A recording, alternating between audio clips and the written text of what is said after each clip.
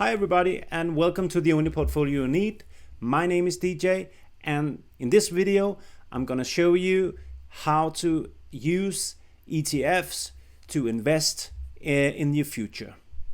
There are different ways that you can invest. You can take some companies, you can do the work, and you can try and really spend some time on going deep in a company. Which is of course what I always think is the best way, but there is another way that actually also could be a good idea, and that's using the ETFs. So what is an ETF? An ETF is an exchange traded fund where, for example, you have gathered a lot of companies in one ETF, and it can be active or passively managed. And for example, this fund or ETF fund that I am going to show you today is the ARKK Innovation Fund ETF. And what's so good about the ARKK ETF fund is that it's compiled by a lot of very good companies and that's actively managed by ARKK Innovation, which has a lot of very good analysts on board. We're going to look at that, and then you can just see what it did something for you. So if you go into the ARKK's homepage, you can actually get everything, the downloads you need, the fact sheets and all that. And for example, you get this overlook here. They basically try to sell the fund, that it's exposure to innovation. They aim for thematic multi-cap exposure to innovation across sectors. ARKK believes for securities held in ARKK present the best risk-reward opportunities from ARKK's innovation-based themes. Then there's something about growth potential. They aim to capture the long-term growth with a low correlation and relative returns to traditional growth strategies and negative correlation to value strategies. And then there's some tool for diversification, grounded in research, of course. They are doing a lot of research, and it's pretty amazing research, I would say. And then it's cost effective. It provides a lower cost alternative to mutual funds with true active management in the exchange traded funds that invest in rapidly moving themes. So if you go and look at the fund details, here is all the ticker is up at the top, so it's ARKK with double K, and then there's some type, and then the next thing that I think is important is the expense ratio, because that really tells something about how big a percent the fund is using on the administrative behind having this fund. So that's really what you need to look. And if it's 0.75 is good, I would say anything beneath 1% is fairly good. So that would be a good idea to look at. We have some, here there is some growth since inception, compared to the S&P index and the world index. You can look here. So it's been going very well, and then it declined, but still it's in the figures here. So it's actually compared to the S&P, the ARKK had a 19% since inception, so over a 5-year period, and whereas the S&P index only had 13.8%, and the world index had 10. So it's still pretty good investment, and I would say that 19% is pretty good. It has been obviously a lot higher if we didn't have this recent decline in the markets. So you also see the top holdings. They have Tesla, Coinbase, Teladoc, Roku, Zoom, Block, Exact Science, Unity, Twilio, Spotify. Those are the 10 top holdings, but there are a lot of holdings in this. Further down, you can look at the technology breakdown, what's the mix of the holdings, and it's really heavy on cloud computing and digital media, and then it just goes longer down with blockchains, mobile, big data, Internet of Things, bioinformatics, instrumentation, and so on and so forth. And they have other ETFs that are focusing more on 3D printing, autonomous vehicles, and so on. So this is a broader index. So this, you will get the broader spectrum if you take this ETF. There's something about market capitalization and sector breakdown and geographic breakdown. So this is just the first thing that you have to go through, just to be careful and to just do some research before you invest in an ETF. So I just want to go through this really quickly, just to see. You can also find this at the homepage.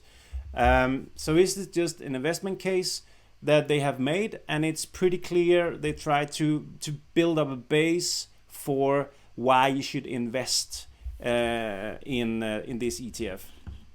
And there are some risk, of course, because this is I would say this is a high risk ETF, but also a high reward, possible high reward ETF. All right. So the first is why now? Why do you need to invest?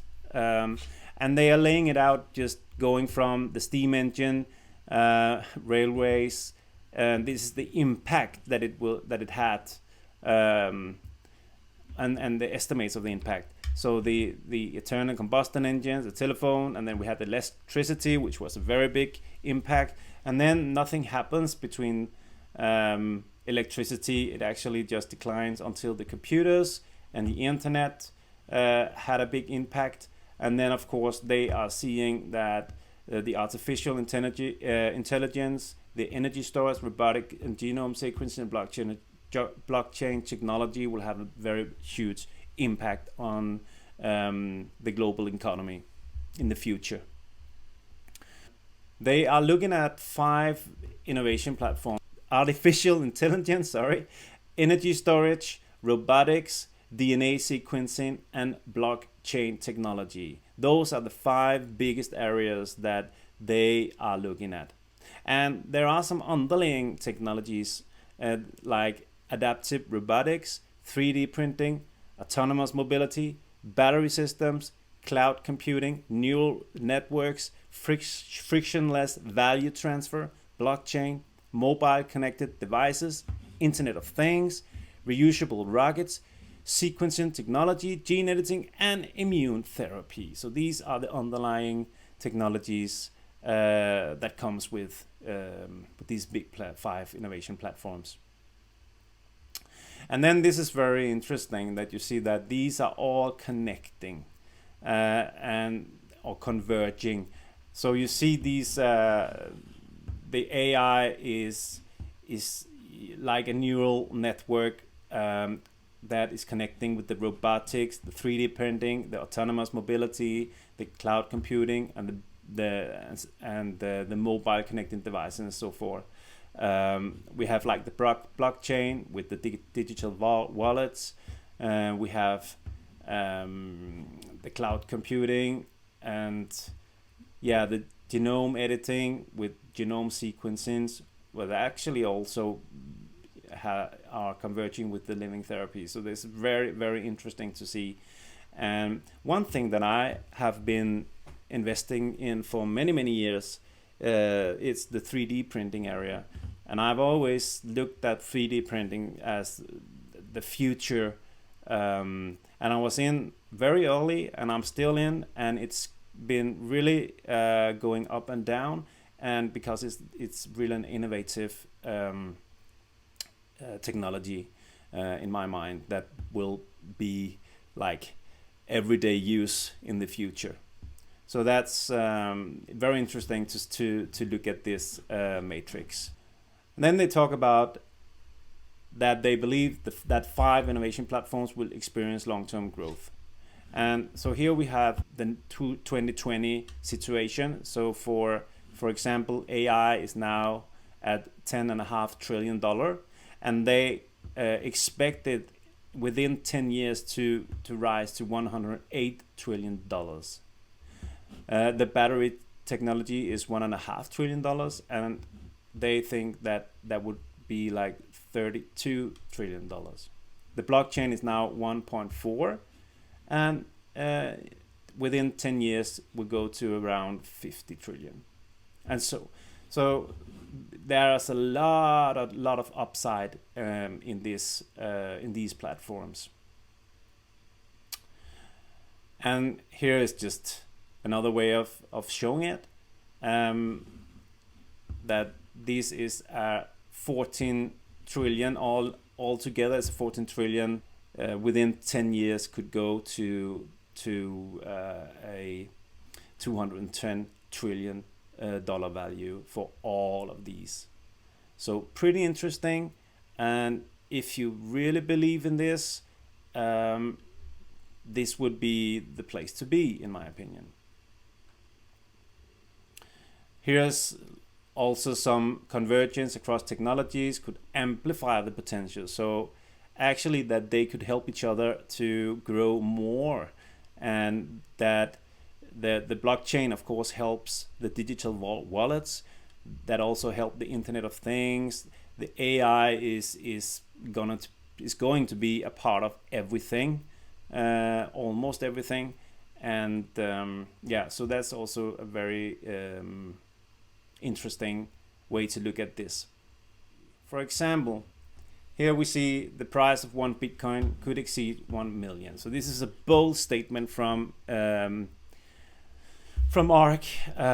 We are looking now at a 1.1 trillion market cap, and they believe that within 2030 there would be like 28.5 Bitcoin capitalization, and then they are trying to break down where how it would look.